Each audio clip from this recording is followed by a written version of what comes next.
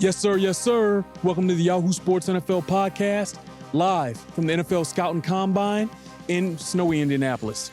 I am Yahoo senior NFL writer Terez Paylor. Here, my main man and fellow senior NFL writer Charles Robinson. And Charles, I just mentioned the weather, the snow here in Indianapolis, man. Little scuttlebutt about maybe moving this thing to a nicer location, weather-wise, warm, sunny LA. Would you be in on that? Yeah, I mean, by Friday, maybe? Like how quickly can we do this? Let's go. Yeah, I 72 in LA right now. Yeah, I woke up this morning at 5 a.m. and looked out the window, and I'm like, God, a lot of words that get bleeped out of the podcast. I was upset. So I live in Houston. I don't have the ice scraper. I haven't had the ice scraper in a long time. Well, it's a permanent staple of my Kansas City residence. Yeah. And it's not a great thing to go north in the winter. I generally dislike it, but I do like the Combine. We've been covering this league for a long time.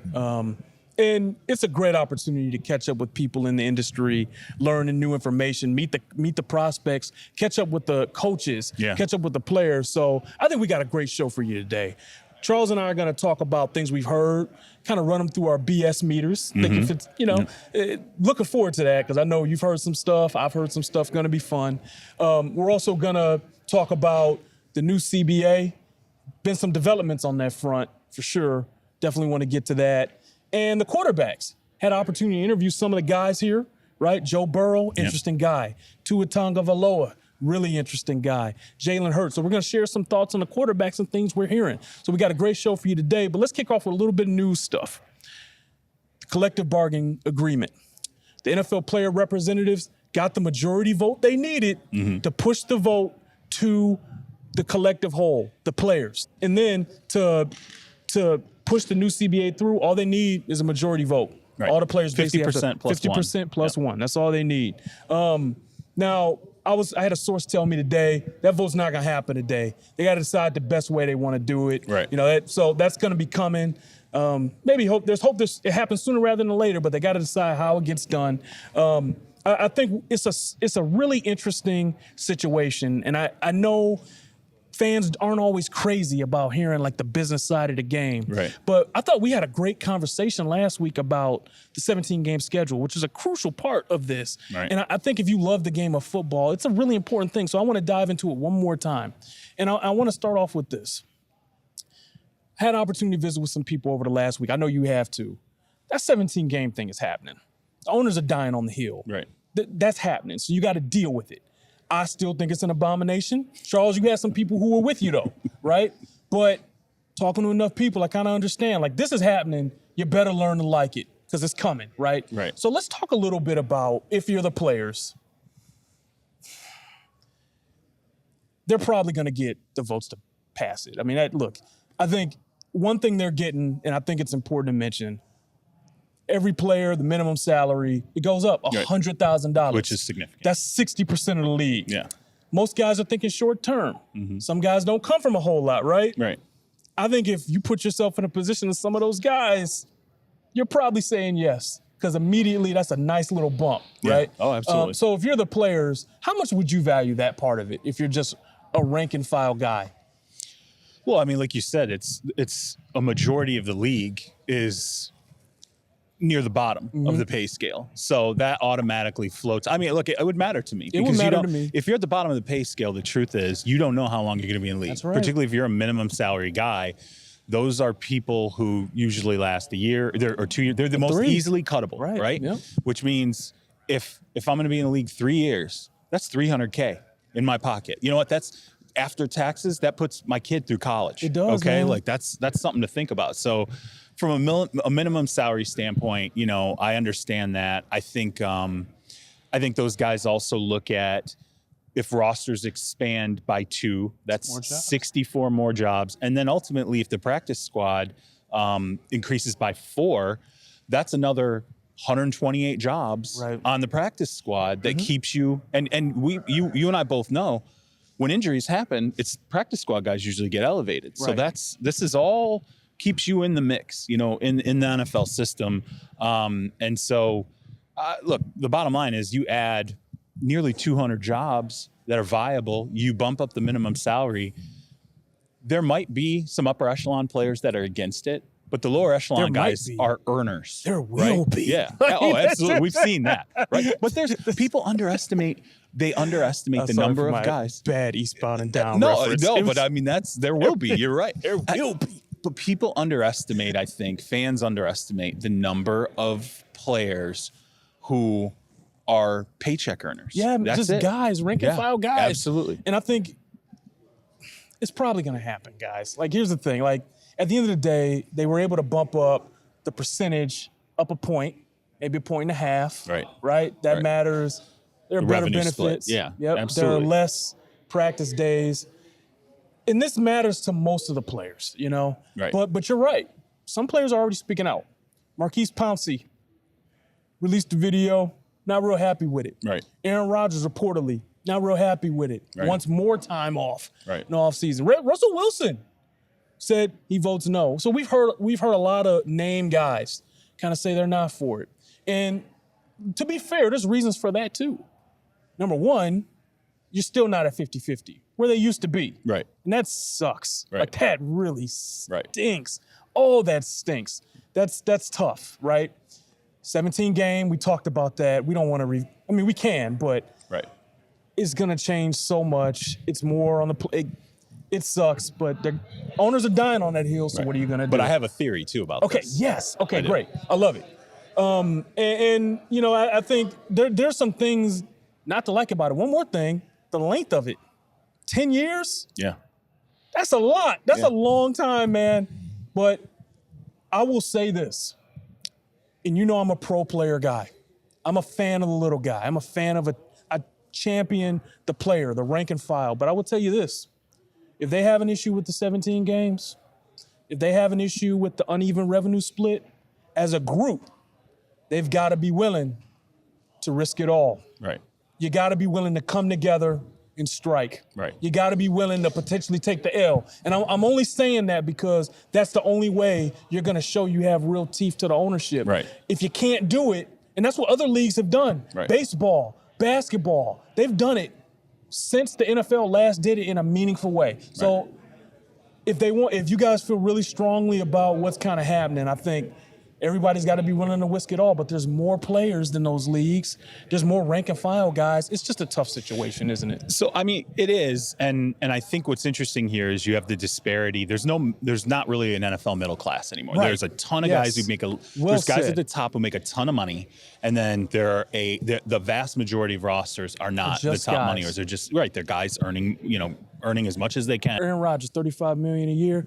Government takes half of that. Still 17.5 banks, Absolutely. plus endorsements. Yes. Your average guy's never going to sniff that money. No. And look, good for Aaron Rodgers. Right, absolutely. Good for all these players for earning what they can. But we're just talking about the realities of the situation. It's easier when you are that financially, juiced up. Yeah. Okay. Like, you can sit there and say, hey, you know what? If we got a strike, great. You got a strike. Yeah. How much? What's your bank account look like? Oh, you probably got $40 million in the bank right now? Yeah, absolutely. You can strike because you're going to go to the beach, your beach house, one of your beach houses, and chill with your family. And meanwhile, other people are going to be like, look, man, I got bills to pay. I got, I got responsibilities. I got family to help. Yeah, I got family to help. support. And I have, and so there's that element of it. One thing I will add here, though, that's really interesting.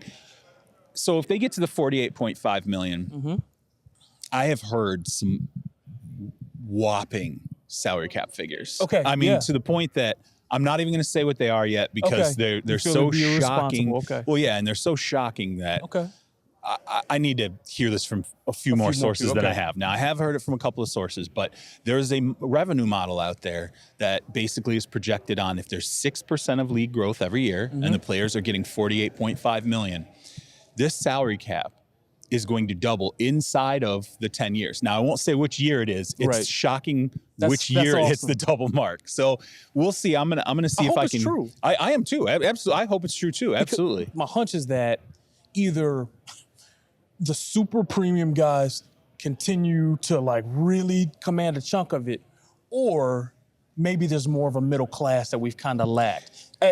I know. I'm very cynical about the latter. A lot of players think it's going to end up going to the super premium guys. I'm very cynical about the latter. Yeah. But I'd love there to be a real middle class. It's an opportunity. It is. Yeah. And I wonder if there's a way they could build in some protections to help make sure that, because like second contract guys, I like to see those guys get their money. You know, veterans, they put in their time. Yeah. They've done their 4 years, sometimes 5, on the rookie deal, which is the best value. Or in you sports. won't quickly move to, if you've got a $4 or $5 million guy, you're not going to automatically start looking for the $600,000, $700,000, $800,000 guy to replace him with. Absolutely. So maybe those guys will stick around. Now, so people understand what doubling the salary cap would be. We're talking hitting, it's going to end up being at about $200 million this year. And we're talking going to $400 million inside that 10 years. And I think when these figures, these models start to come out, people will be shocked how quickly it gets to that $400 million. So there's that. Now, built within that, here's my theory about this deal. I think this is a dual CBA attack from ownership. And I think what the plan is here, I think they're sitting there going, okay, we're going to get to 17 games. And you're let's say you're a young guy, right? You're part of the CBA negotiation. So what I'm going to do is I'm going to come to you in 7 years when we start talking about the next CBA. And I'm going to say, you know what, Terez? We went through the negotiation. You were pretty pissed you didn't get to 50% revenue cut. You wanted the 50-50 split. Here's the deal. We've been rotating now for 7 years on and off, or 6 years, I guess it would be at that point, on and off, home and away, 8 games, 9 games, 9 games, 8 games. We've been doing, you know what? Let's just make it an even 9 and 9. It's going to be an 18-game set. Okay, and here's what I'm going to do for you. Now you know, over the course of the last, of this CBA, now you know the 1.5 that we gave you, or the point that we gave you, flushed about $5 billion into the system for you guys over the course of this deal. I'm going to get you to 50 on this one. I want the 18th game. We're going to get to 50%. That's what I think's going on here. I think this is actually them setting up the next CBA after this one. And that's why I mentioned on our last podcast, when you go to 17, the 18 is coming. Right. It's just too eventually. easy. It's coming. Another decade. Yeah. And let me tell you something. As someone who hates the extra game, I want to see it get even again. If you're going to add this, or just make it an even 18. So, like, this is coming. Like, there's no doubt. So you're like, let's just go to 50% now and just hit the 18. And look, this has already been negotiated, right? But I think your theory is on point. I think that is exactly what's going to happen in 10 years. They'll get, and never underestimate owners really making it tough to, they're going to have to negotiate, I think, to keep at the 50. Like they're not just going to absolutely. Like they'll settle on it or something very close to it. But we're getting the 18th game. The roster sizes be expanded even more. Right. Prepare for it in 2030. Coming. This is coming. This is coming. And this is one of the reasons why I have the initial distaste for the 17, because, like, I know what this is going to mean. It's moving it toward coming. But you know what? I hope we've given you guys a really good understanding of what's coming. And I think this has been a really good explanatory session of the CBA, why you keep hearing about it, as opposed to last week when we were just like, hey, this sucks. Like, but that was good too. Listen, for fans, what you should be excited about right now is this is now going to impact deals that are going to be done, okay? Like, so once this passes, it's going to impact deals that are going to be done, which means some of these teams, say you're like the Dallas Cowboys or you're the Chiefs or whoever else, and you've got some salary issues you're worried about, you can now start to move money around and and lay things out so that you're going to all of a sudden keep a lot of guys. So it's going to help with that, number one. Number two, you're going to see your draft classes now. I really truly believe it's worth now watching the 7th round. Because you know what? You're going to keep those guys. So if you're sitting there and you're going, and teams, I think a lot of teams approach it and they take a flyer on some guys because they go, we're probably going to cut this guy. Like, he's probably not going to make a roster. We might have an undrafted free agent who takes his job. Now they're going to sit there, and I think they're going to be more prone to going, we think this guy can be a developmental guy for a couple years. Let's take him now because we can keep him. The high floor guys, their value goes up. Right. Like, so guys that he might not be a great football player, but he might end up being a core special teamer. Yeah, special teamer. You know, that could be a great value for 4 years. A punter.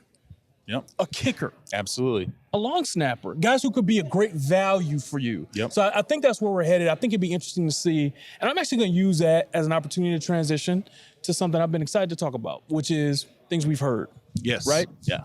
And we'll get to the quarterbacks later.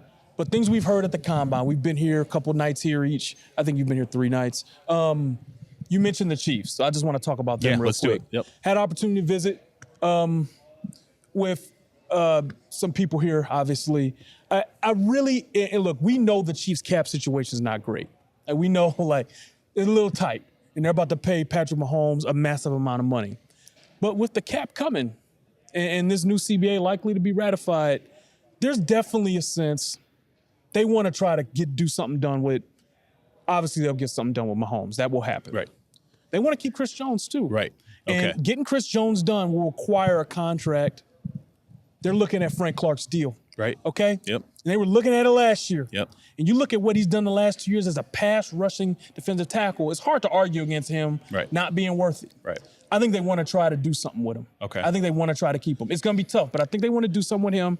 And I also think they want to keep Sammy Watkins. Right. Now, this could also just be like, there are a lot of things we'd like to do. Mm-hmm. You know, you'd love to live in Hawaii. You know, you'd love to travel the world. You'd love to, but I do think there's a real sense they want to try to do something. And never underestimate how important it is to those guys. They love Kansas City. They love being Chiefs. So let's see what happens there. Other teams believe Chris is going to get tagged. That if they cannot get a deal done, one of the things I heard, I've kind of made the rounds poking around edge guys, pass rush specialists, defensive linemen, things like that, like who's getting the tag. And the perception is, first off, almost all the edge guys who can be tagged are going to get tagged. Yep. Now, interestingly, first I'll touch on Chris Jones. Chris Jones' name came up with other teams. They said, we think Chris Jones is going to be off the market. They're going to tag him if they can't get it done, and they'll work toward getting it done once they tag him. That's Terez co-signing. Yeah, okay. So I heard that, which I thought was really interesting. A tagging situation I thought was really interesting, too, is there are a few teams that think that Shaq Barrett is getting the tag in Tampa, which means Jameis Winston is not. Yeah. And so they think Jameis Winston's going to end up being free if it ultimately comes to that. So I thought that was interesting. I'm excited to hop onto this. Okay, so let's talk about that, and then we'll keep rolling into things. So you guys heard me on the Chiefs.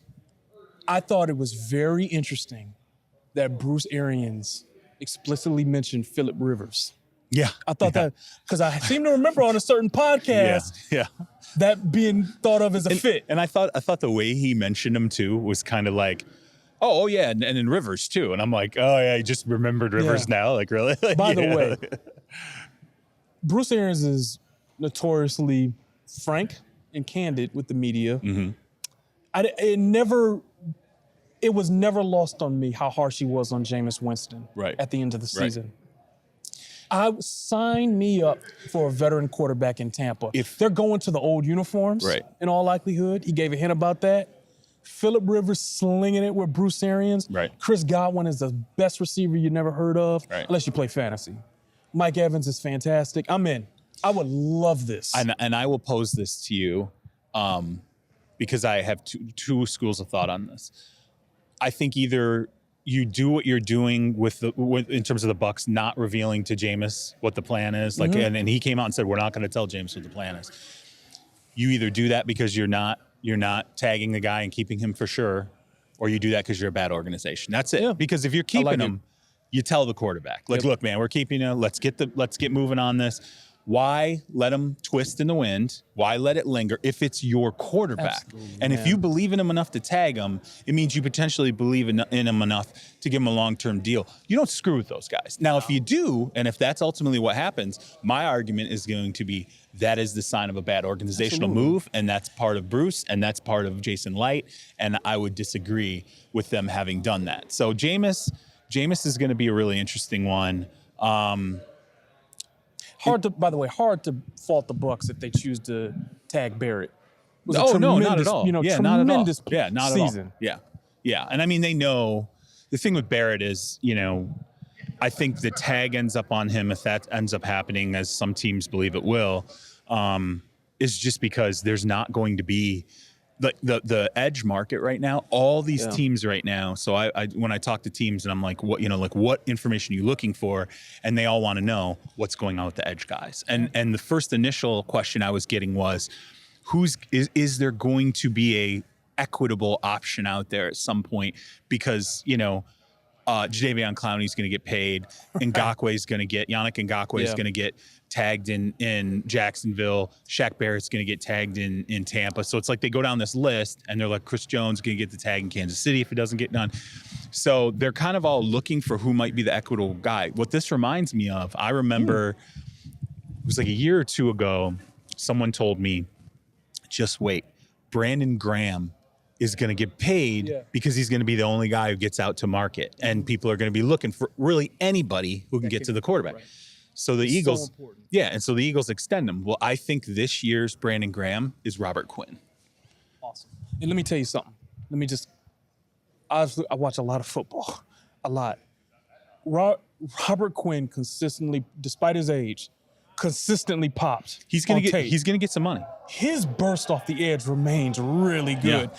Over and over again, I'm watching Cowboy. I'm like, oh my God. Yeah. Who is that? Oh, it's Quinn. Yeah, somebody's because he can get to the quarterback. Especially if it's like a team. I think if it's a team that has a pretty strong defensive line, is close, and they're gonna go, you know what? We just need we're gonna give him 2 years. We're gonna pay him. A good 2-year salary. Well, maybe it'll be a 3-year deal or whatever. But he's going to get 2 years of guaranteed. And I think I like it. So I think Quinn's going to end up being that guy in free agency who's going to get, some interest. That's going to be pretty interesting. Other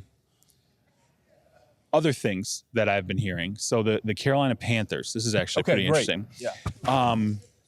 So I knew coming into this that when you talk to different teams, they were all saying the same thing. They're look, if you want someone off the Panthers roster, you can have that conversation. They're like, Marty Herney's going to be there. He's opening shop, and you can go talk to him about pretty much anybody on the roster other than like Brian Burns, like the real small young core of guys, but otherwise guys are going to be available.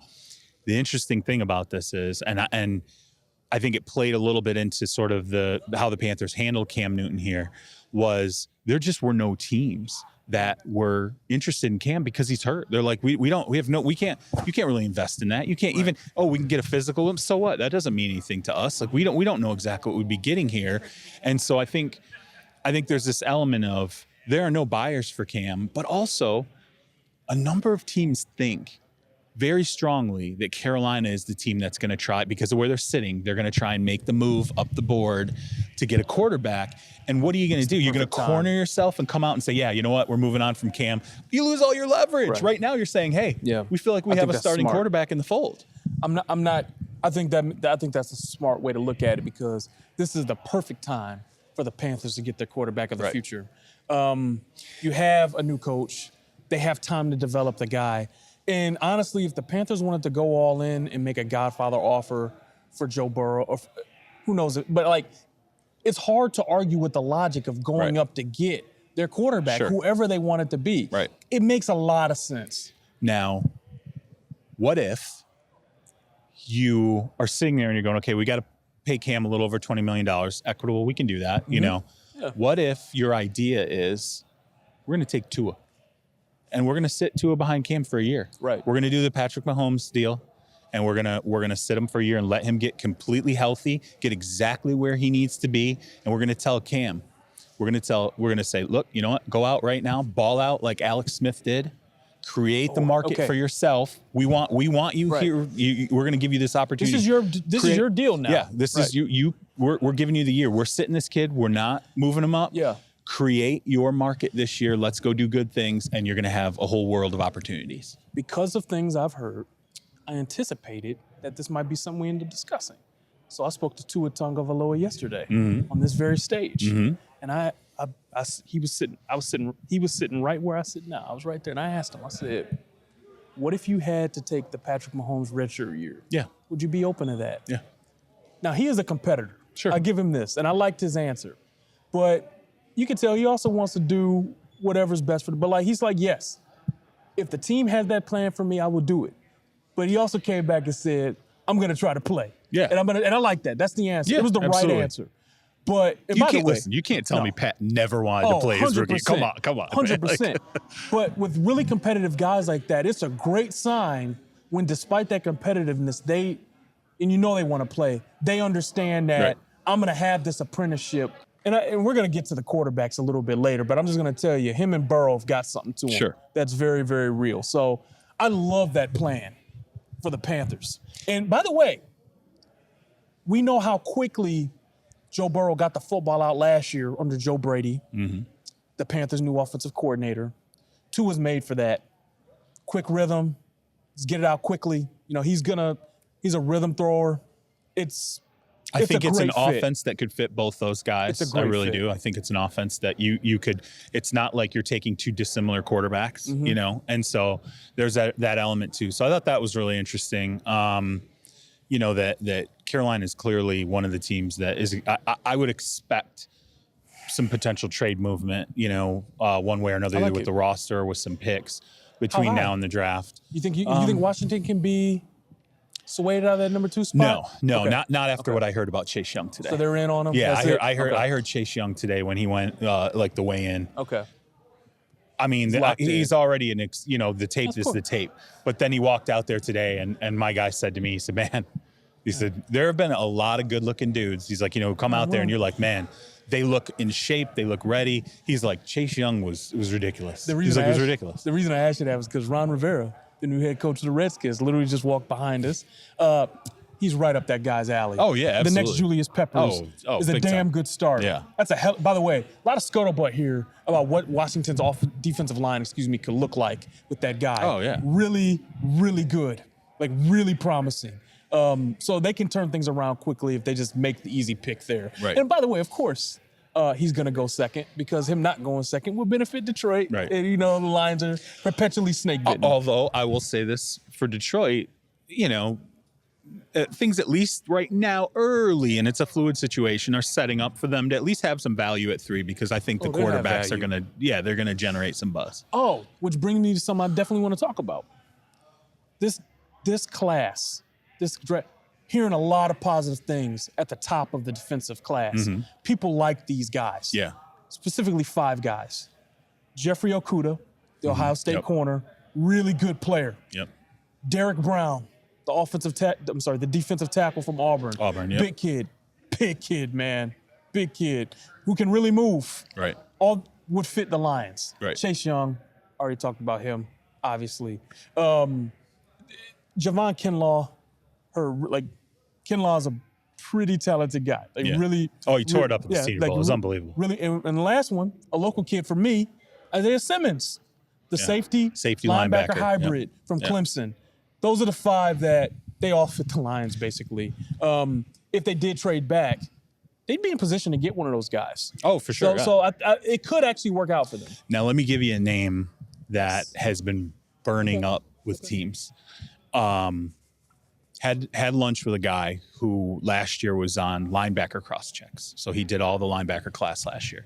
He said to me, I have a guy, and he was a big believer in Devin Bush and Devin White. Oh, boy. And he said, I got a guy who's better. And I said, who? He said, that kid Patrick Queen. He said, Patrick Queen out of LSU. He said, let me tell you something. He said, I've gone through all his tape, and he's like, I'm telling you right now, I think, and he liked Bush better than he liked White. Right. He did. So now he would have taken Bush before he took White. He said, I like that guy, by the way. He said, I like this kid better. Yeah. He said, he's a little bit bigger. He said, the athleticism's there. He's a thumper. He can run. He's like, it's just everything about. Classic, and he said, 3-down guy. He said, big games. It was unbelievable. He's like, he said, you watch the tape. And he said, what I think is going to happen, he says, anybody who doesn't really know him and isn't excited about him now, he said, you want to be a smart media guy? I said, yeah, of course. I always want to be a smart media. I said, it's a nice change to occasionally be a smart media guy. Stop it. So he says, tweet, talk to some other teams, see what they think about him. And he said, I guarantee you're going to end up tweeting something out about him. Yeah. And so I did. I went and talked to a couple other teams, and they were like, stud. They're like, the kid's a stud. Do you know how hard it was for me not to step on that a little bit? Because Like, go find the receipts. Like, I tweeted in January that Patrick Queen is outstanding. Yeah. Like, he really pops on tape. Like, Patrick Queen is an outstanding football player. And, like, now more than ever, because of guys like Mahomes, Deshaun Watson, Russell Wilson, the way they're killing it, your linebackers better be able to move, baby. Yeah. They got to be able to run.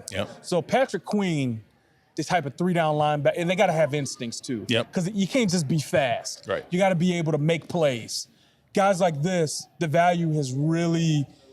I mean, it wasn't long ago linebackers really weren't valued the same. Sure. But like now, we saw what San Francisco's linebacking core looked like.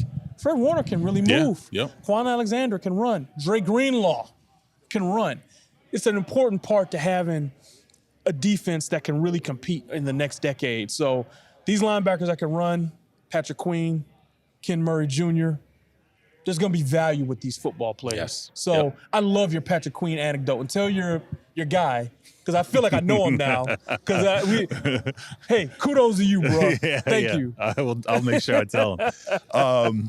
So I'm trying to think of what else have I heard while I'm here. Okay, how about? Can I talk about the Giants? Yeah, let's do the Giants. Let's talk about the Giants. I like this. I like it. I like it when we riff. I like it. So I think we all understand that Tristan Wirfs, the Iowa offensive tackle, is I mean, it's hard to find a guy more Dave Gettleman style than him. And they have a need there too. So if I had to pick a player for the Giants, it'd be Tristan Wirfs. And kudos to Eric at home, our draft guy, who identified that, that he had Gettleman traits. Right. We shared a good laugh about that. I'm gonna give you another name for the Giants. And he's a Gettleman guy too.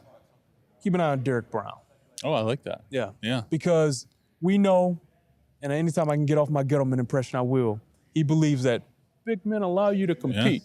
He believes in it. He invested heavily in the line in Carolina. And you know what I feel about Wirfs? He's a great football player, but if you add Derek Brown and Dexter Lawrence and put them right in the middle, you ain't getting nothing up the middle. Right. And I'm saying it that way.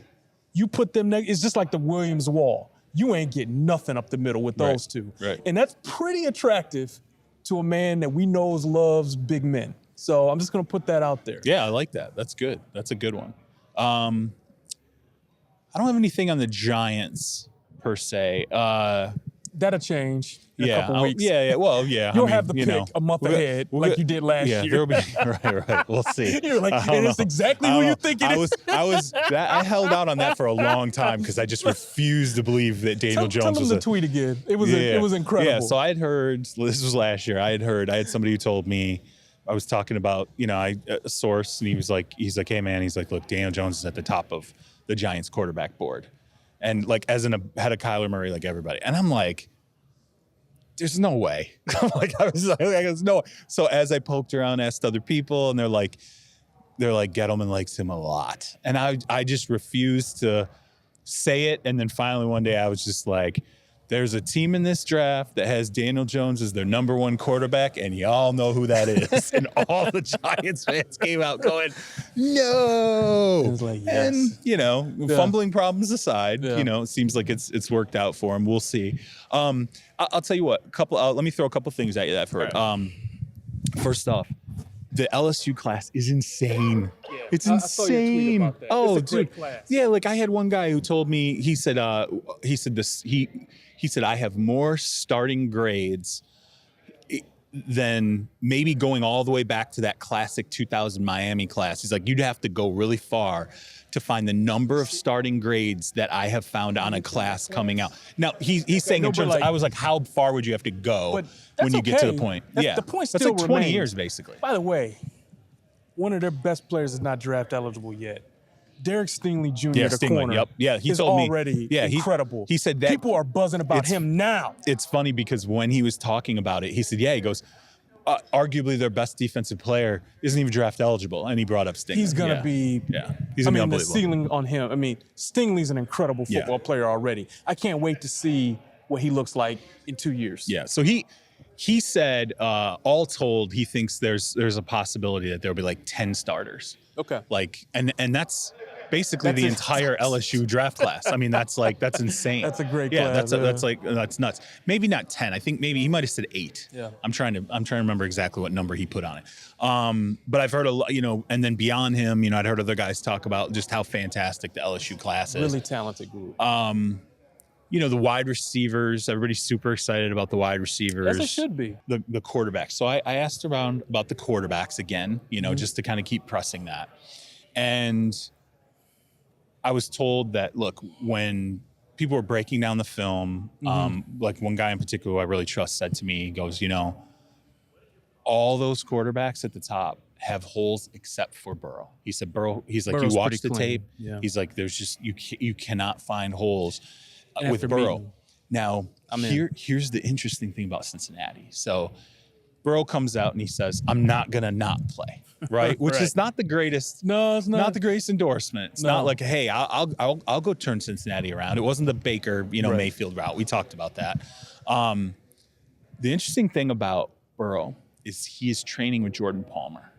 And Jordan Palmer is the brother of Carson Palmer, who came out very publicly and said, this is not a place that's about winning Super Bowls. Yep. You cannot convince me in a million years that Carson Palmer and Jordan Palmer aren't on the same page where it comes to what kind of organization Cincinnati is, and you cannot convince me in a million years that they have not said that to Joe Burrow. I agree. We talked about this last week, and guess what? And I love saying it, but maybe he's got a point. If Joe Burrow really cares about winning football games, he's got to wonder about that place's commitment to doing it. I think a lot of that motive. I think a lot of what he is processing is coming from Carson Palmer and Jordan Palmer. I really do. I think that's where a lot of this, and to listen to him, say, well, I'm not going to not show up. I was like, that's not a good. That's really not. That's not what I would. Now, here's the thing about Cincinnati and Zach Taylor. The challenge now for Zach Taylor, it's, and hey, you are the franchise that you are. So there is some sales. I think there's some salesmanship that has to go. It's not supposed to be this way, but sorry, you're the Bengals. It's the way it goes. Zach Taylor needs to, on the kids' visit, go, look, we are changing. Yep. It's changing. I am here. This is all going to change, and you're going to be a part of that change. And that's what this is about. It's the recruiting pitch. Yeah, there is a recruiting pitch. He's got to do the mid-school recruiting pitch, and you got to go in the room. You're like a mid-major. Right, you're at a mid-major trying to recruit that you're building a program. Yeah, and you can come be a part of the change, right? Which is way more special. Be a Cincinnati legend, right? But a big part of that is making the player believe in you, right? It's making the player believe in you. I think Zach Taylor's the guy. Like, to me, if you're like, okay, what gets this on the rails? What gets him excited? What really makes this marriage work? I think it's Zach Taylor talking to him and being like, yep, I'm ready to go. I remember, and not to compare Zach Taylor and Sean McVay, but I remember the excitement that when Sean McVay went in and talked to Jared Goff was like, left that meeting for the first time out in LA. Like, we're signing this guy right now, right? We immediately is going to be our head coach. Like, that's what you kind of want, Zach Taylor to try and frankly, let me tell you something. I think this is Zach Taylor's first really big moment to like 1 in 15, all these things, the taping stuff with the Patriots, like all that craziness. I think this is Zach Taylor's moment to now imprint upon the franchise. So if they can successfully convince Burrow that, hey, this is the place for you. Yeah. Not horrible, not talent-wise. Joe Mixon's a really good running back. Yeah, no, they have some talent. I'm not done on John Ross. He flashed a little bit. AJ Green, obviously. Jonah Williams was out Tyler last Boyd's season. a good player. Yeah. And by the way, before they really got into the dumps last year, there were like flashes of like a really competent offense. Sure. And remember, their offensive tackle they drafted in the first round didn't even play. So if you're the Bengals, the plan is you convince Burrow, and I think you go heavy on offense. Free agency, draft. Like, we're going to build an off. If Burrow's your guy. Yeah, like, it's like, hey, we're spending on offensive linemen. Yeah, yep. We're spending on weapons. Yep. I mean, they kind of have weapons, but sink it in. I mean, you're really trying to the best, tight end you can find. You're really investing heavy on offense, and you're selling your fans on, here's an aerial circus coming to Cincinnati. Right. And it's going to look just like the Rams. Right. With probably a higher ceiling quarterback. Yeah. You can sell that. So that's got to be the offseason plan for the Bengals. And it could work. It could be fun to watch. Yeah. It'll be interesting to see what happens for sure. Let's continue to talk about the quarterbacks, though. Burrow, our good friend and co-host Tank Williams, had an opportunity to visit with him here at the Combine. Gave him rave reviews. I hope Tank doesn't mind me speaking for him. But Tank is a former football player. And I love asking him, like, which guys does he really like? Because it helps give you a sense for who can really play well in the locker room. Right.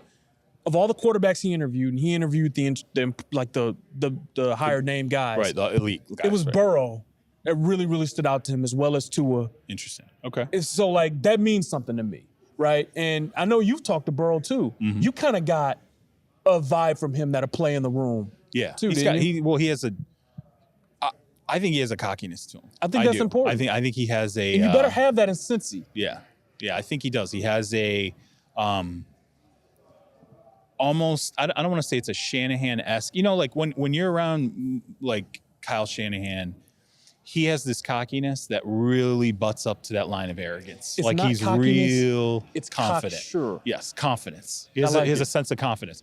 He's not quite on the Kyle Shanahan level, thankfully, yet. Now come into the league and win some games, and let's see what happens. But it was funny to me because I was like, I get this kid being the cigar smoking, national championship winning. Yeah. I'm going to tweet back at you when you talk about my hands kind of guy. And he is. He's got some, I don't think he's going to be like Baker out on social media all the time, like blasting people or anything like that. But yeah, I do think he's got an element of swagger to him. I hate to use that word, but I see why guys follow, right? That's it. I see why guys would follow him. Another guy that really impressed, and I mentioned it earlier, Tua. Like, Tua's got something to him personally where you can see kind of a light in his eyes a little bit. Like there's a you see the potential for the Pied Piper effect with both Burrow and Tua, right? Yep. And there was another guy who came up on this stage and impressed a little bit, was Jake Fromm. Yep. Fromm's a smart guy, probably has arm talent that people might not fully like. He's getting murdered on the small hands, though, man. Yeah, I'm telling you, that hand measurement under sub 9 is tough. rough. That's tough. Rough. But in many different areas, you know, I think it says a lot that he beat out Justin Fields, a prospect I love, going to be a really high pick next year, and Jacob Eason, who looks the part. Right. You know, it's hard to go to Georgia and beat a guy out who looks the part physically like that. And he has some guys who really like him in the process, but I'm just going to say this, and I know we don't get crazy about the hand measurement stuff, but, you know, look, analytics and comparisons do matter, and the flat out fact of the matter truth is there have been two guys, since they, made hand measurement a thing, who have been successful NFL quarterbacks, Michael Vick and Tony Romo. That's tough. Two. Two. And here's the thing. Now, it doesn't mean Fromm can't beat, you can. But NFL teams generally subscribe to the notion that you start making too many exceptions, you get a team full of them. Right. And then you're in trouble. Right. That's so exactly someone's really going to have to believe in the person.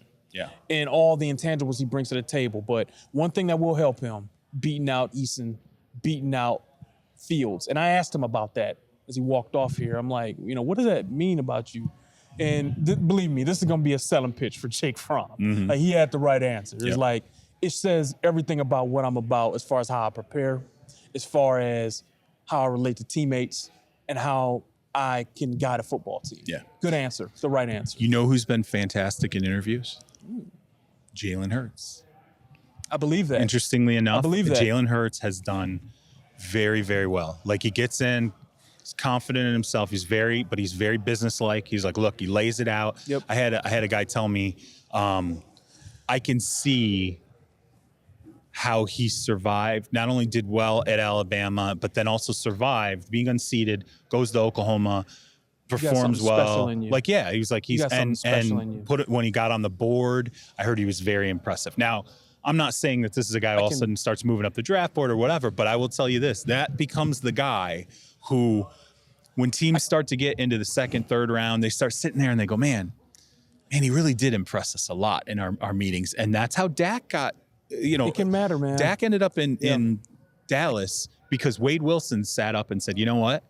When we brought Dak in, Jason Garrett and we really liked Dak. And they had, when they looked at the board, they still had a quarterback. And so that's how Dak ended up in Dallas, which obviously turned out to be a good situation for him. So I can talk about him a little bit. I can talk about Hurts a little bit. I talked to him here. Yep. Here's another guy that, he was ready for the question. You did a piece on him. I did, and I wrote a story about him. He was ready for the question. He was asked here by the media if he would consider switching positions.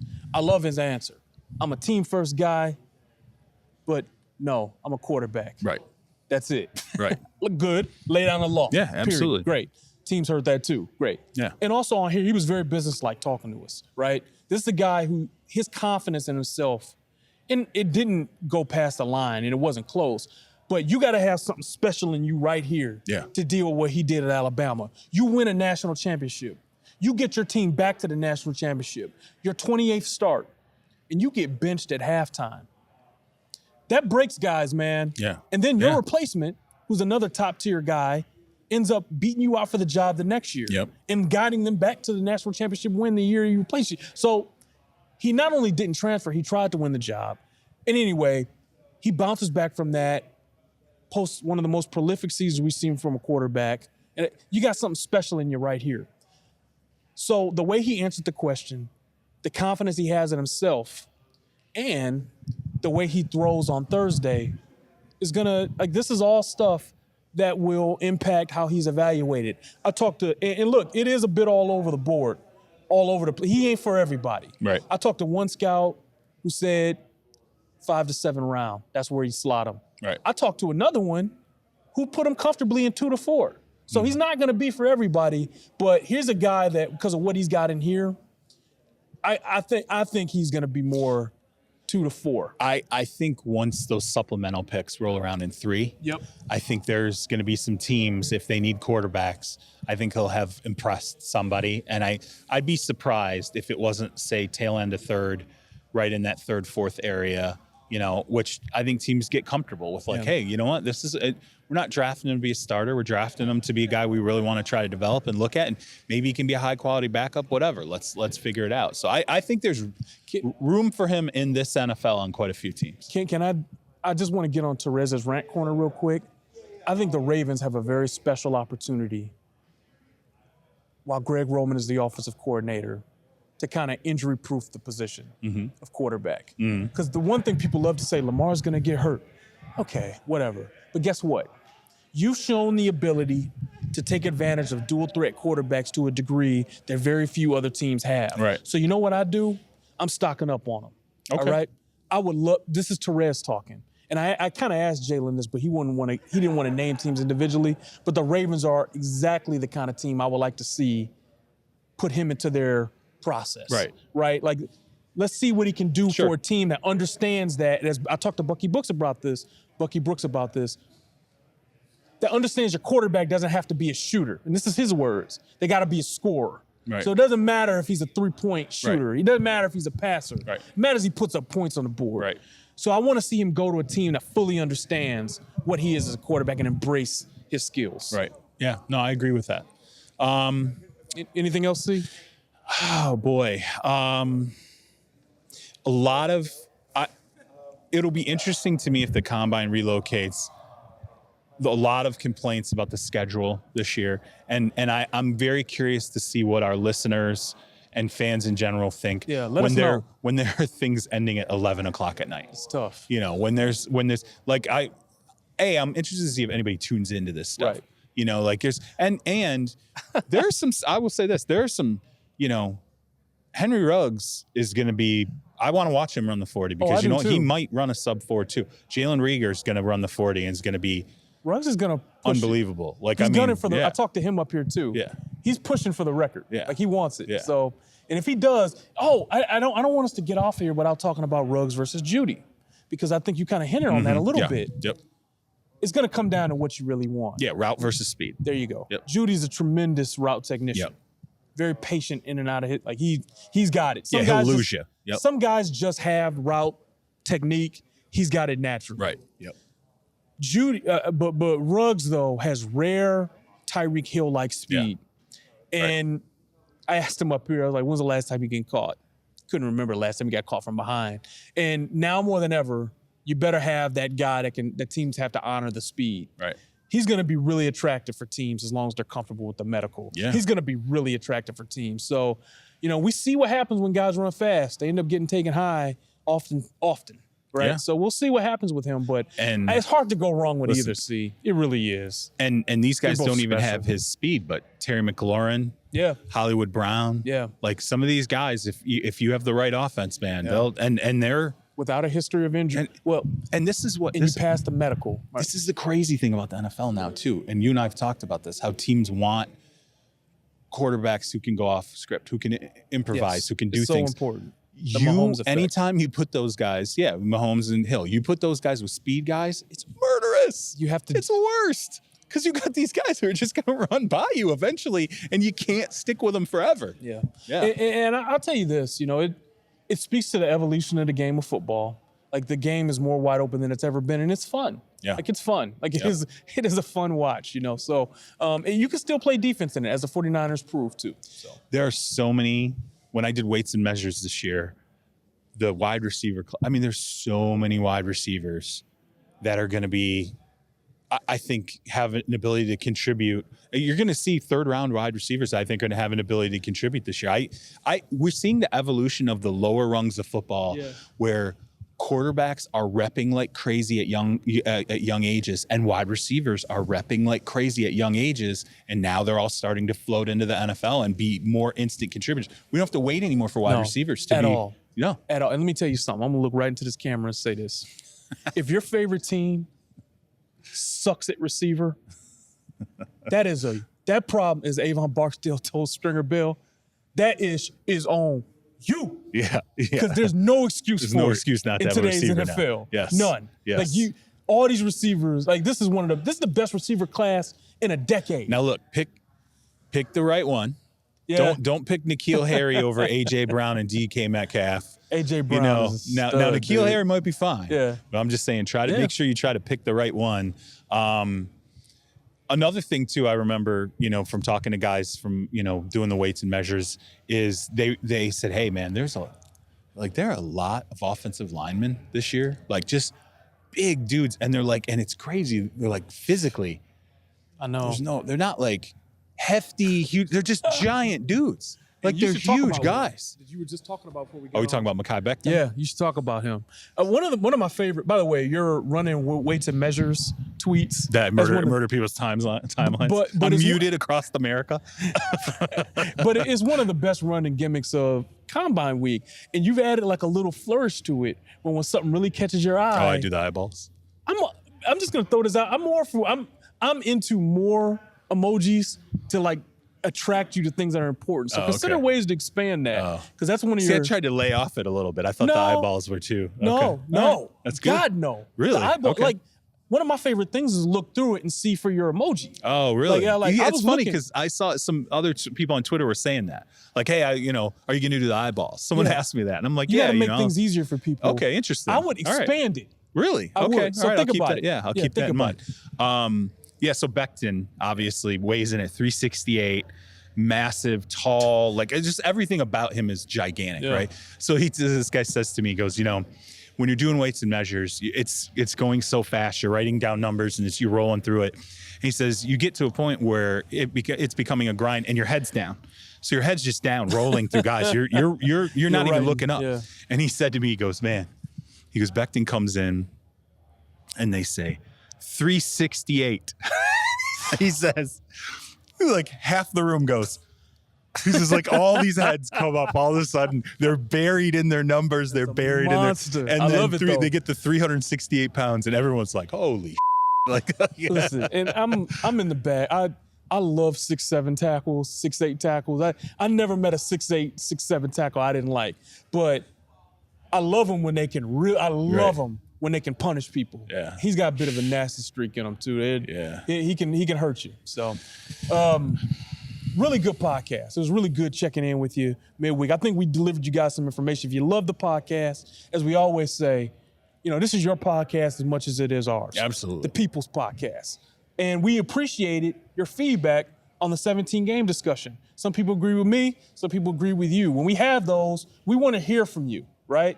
And if you have ideas for things you want us to touch on, You know what you got to do. Tag me and Charles in it on Twitter, @Terez Paylor, @Charles Robinson. Hashtag it, Yahoo NFL Podcast. You do that, we will respond one way or another. And we might not always get to it on the show, but at least on Twitter, we will do it. Right. Do it and continue to do it, and we'll continue to give you segments like that and anything else you want. Because, again, like I always say, this is your podcast as much as it is ours. Yeah, absolutely. So, I mean, I always say that we got a family of a podcast family, but it is true. Like it is. Like I do. I look at the growth and the numbers, and everybody's giving us 5-star reviews. Please rate and review us. It means a ton to us. And we'll trust me. We know who you are. Like especially the people who interact with us on Twitter. Terez and I have conversations about some of the. I'm not going to call out the names, but I mean there's certain guys who are like, oh, so and so, and you're like, oh yeah, I see that guy asked this or that. So yeah, rate and review us. We appreciate it, and tune in all off season, man. Like this is just we're just getting it rolling. All right. Okay. We will see you guys next week. We're just starting to heat up on free agency, baby, so it's going to be good. Yeah, it's going to be a big one. He's Charles. I'm Terez. Thanks for listening. Peace.